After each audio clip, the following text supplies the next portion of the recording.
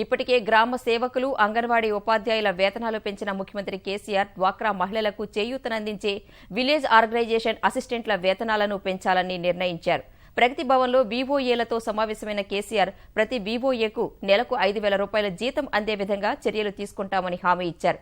డ్వాక్రా సంఘాలకు మరిన్ని అంశాల్లో శిక్షణ ఇచ్చేందుకు ప్రత్యేక కార్యక్రమాలు చేపట్టనున్నట్లు వివరించారు.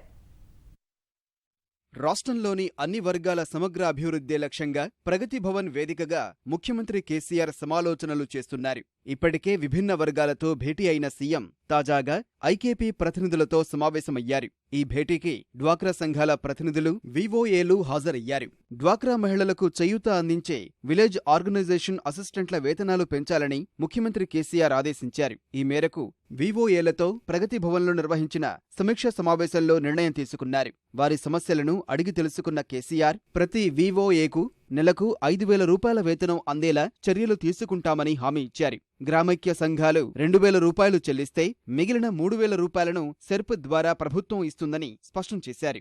గ్రామైక్య సంఘాల వాటా చెల్లించే బాధ్యత సూపర్వైజర్లు తీసుకోవాలని సీఎం కేసీఆర్ నిర్దేశించారు. ఆ నిర్ణయంతో రాష్ట్రంలోని 18,405 మంది వీవోఏలకు లబ్ధి కలగనుంది.